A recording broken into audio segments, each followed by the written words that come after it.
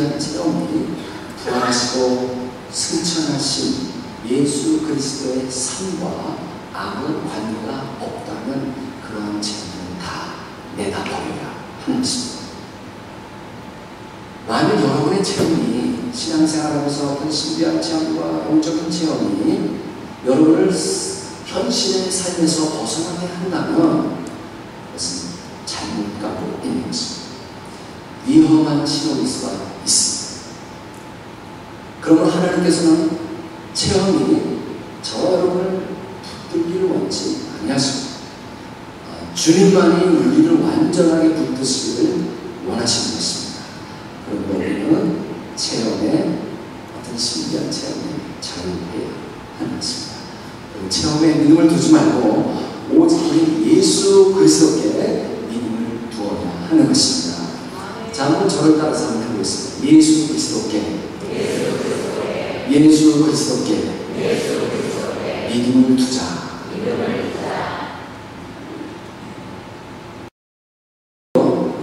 우리가 신앙생활 하면서 겪는 이런 체험들을 그냥 흘러가게 해야 하는 것입니다. 오직 예수 그리스도만이 저와 여러분의 모든 것이 되어야 하는 것입니다. 사실 우리 그리스도인이 선포해야 하는 아주 중요한 것들이 있는데, 예를 들면 예수님이 성신하신 것이랍니다. 예수님이 십자가에서 고난을 받으시고 죽으신, 그리고 부활하시고 승천하신 이 우리가 선포해야 하는 아주 중요한 이러한 사실들은 결코 저와 여러분이 체험할 수 있는 게 아닙니다. 그러므로 우리가 진정 주님을 안다면 우리는 다른 체험들에 신경 쓰지 말아야 하는 것입니다. 오직 우리의 마음과 믿음을 예수 그리스도께 두어야 한다. 그래서 오늘 저는 이 해피데이 축제에 우리 완전된 그리스도인들, 오늘도 함께 오늘 처음 예수 교회 오신 분이 계실 수도 있고요. 그리고 또 초청받아 오신 게스트분들 계실 수도 있고, 그런 분들과 함께 내가 그리스도로서 지금 추구하고 있는 것이 무엇인가, 어떤 영적인 체험을 추구하고 있는가, 아니면 나 자신의 어떤 거룩함을 추구하고 있지는 않은지. 하나님께서는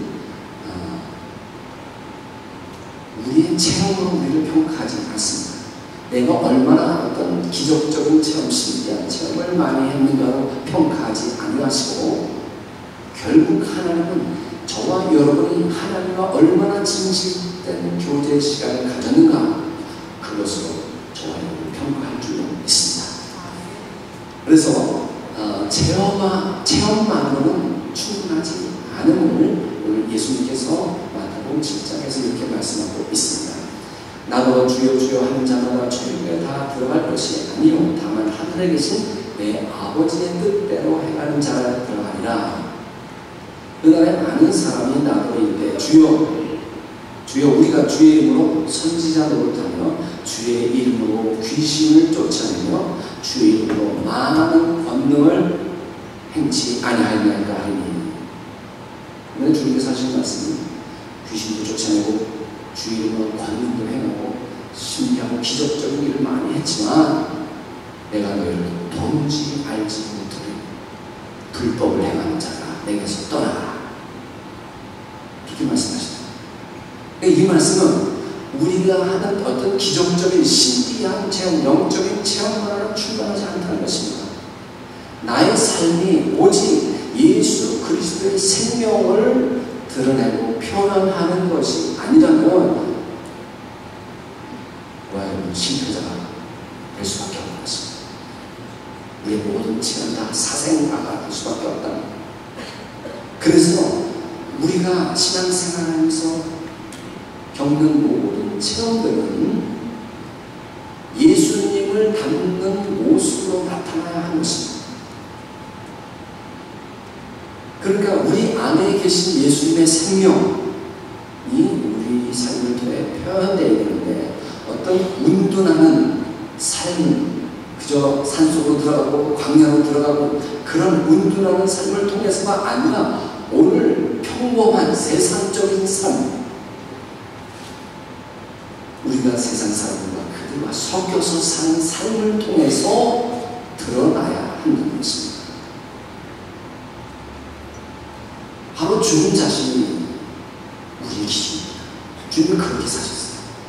그래서 주님은요, 당시 사람들에게 어떤 지적을 받았는가 하니 예수 그리스도를 아주 상당히 세속적인 사람으로 불렀습니다. 그래서 저 사람은 먹기를 탐하는 사람이요, 포도주를 즐기는 사람이요, 그리고 세리와 죄인의 친구로다, 그렇게 말했습니다. 바로 주님 자신이 오늘 저와 여러분의 삶의 기준이 되어야 하는 것입니다. 예수 그리스도는 저와 여러분이 신앙생활하면서 체험하는 어떠한 체험보다 훨씬 더 크신 분이시다. 우리가 체험을 통해서 주님을 더욱 알게 된다면 이제는 우리의 삶을 통해서 예수 그리스도를 표현해야 하는 것입니다. 그 표현하는 방법 중에 바로 성령의 열매들이라는 것이 있습니다. 그래서 갈라디아서 5장에 보면 이런 말씀이 있습니다. 한번 같이 읽겠습니다. 시작.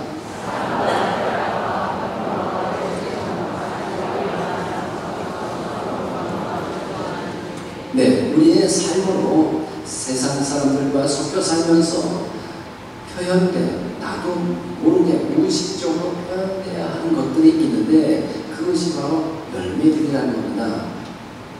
첫째 뭐라고요? 사랑. 두 번째 희락. 세 번째 화평, 오래 참음, 자비, 양성, 충성, 온유, 절제. 이 성령의 열매는 예수님의 성품이, 성향이 그대로 드러난 것입니다. 표현된 것인데, 그런데 우리가 신앙생활 하면서 이 성령의 열매를 흉내낼 수는 없습니다. 내가 성령의 열매를 맺은 것처럼 이렇게 행동할 수도 없습니다.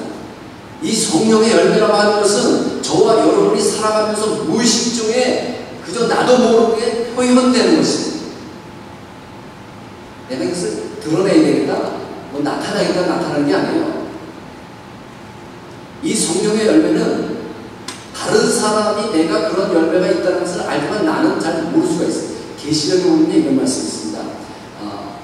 예수 그리스도의 어린 양의 보좌 앞에서 생수가 흐르고, 그리고 이제 구원받은 저와 여러분 하나님의 백성들이 예수 그리스도를 섬기며 그의 얼굴을 볼터이요 그의 이름도 저희 이마에 있으리라. 우리가 구원받아 하나님 어린 양의 보좌 앞에서 섬기게 될 때 우리 이마에 누구 이름이 있다고요? 주님의 이름이 쓰여져 있다. 주님의 이름이 쓰여져 있어요. 그의 이름도 저희 이마에 있습니다. 여러분, 이마에 뭔가가 쓰여져 있으면 나 자신을 알 수 있을까요? 모를까요? 여러분 이마에 지금 검은 거 묻으셨네. 뭐 재 같은 게 묻으셨네. 알 수 있어요? 없어요? 없단 말이에요. 이와 같이 예수님의 이름이 자기 이마에 있는데 자기만 못 보고 다른 사람들은 다 본다. 이와 같이 성령의 열매도 마찬가지고 자신만 보지 못하고 자신만 알지 못하고 모든 사람이 볼 수 있는 것이 성령의 열매다.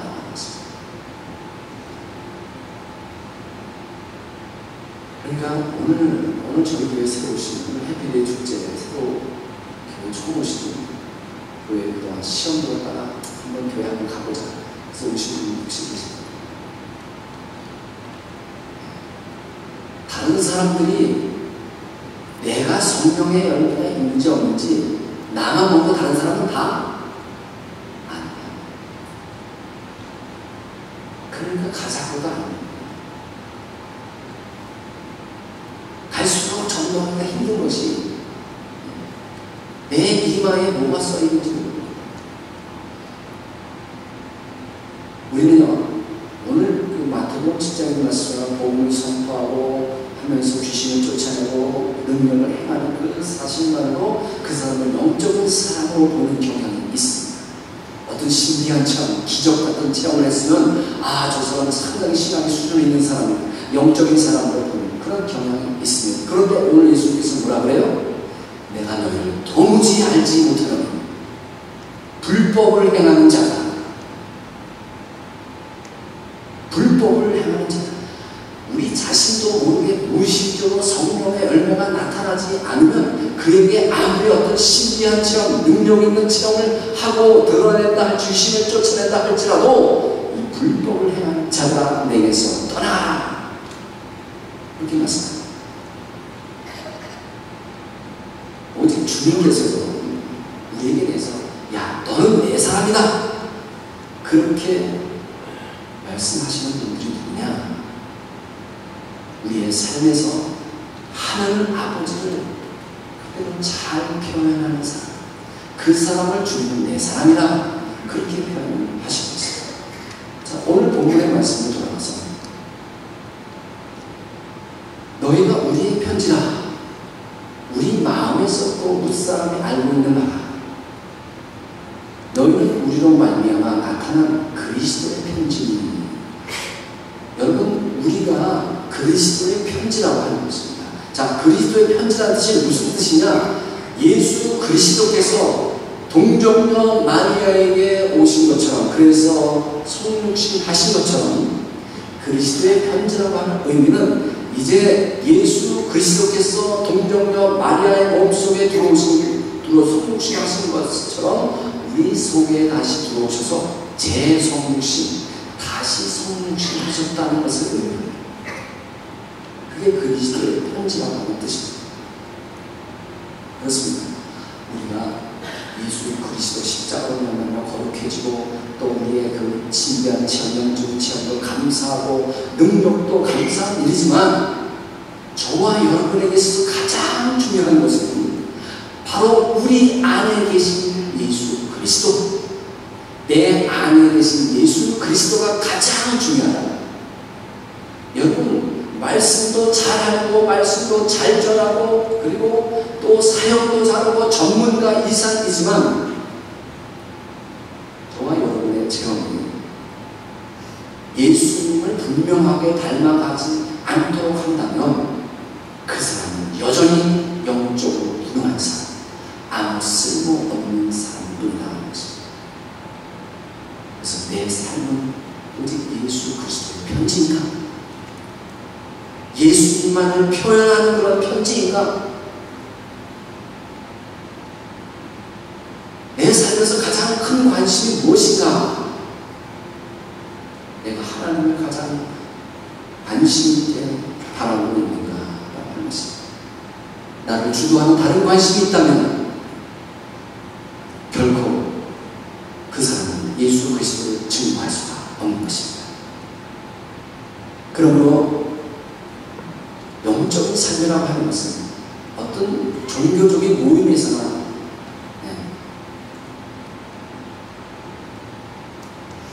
교회 안에서만 드러나서는 안 되는 것입니다. 우리의 평범한 세상 삶에서, 현실의 삶에서 나타나야 하는 것입니다. 그렇지 않으면 좋아요, 아무것도 아니고 우리의 신앙생활도 아무 소용이 없다. 오늘 이 해피데이 축제에 혹시 이 말씀이 신동스러운 말씀이 될 수도 있지만 우리가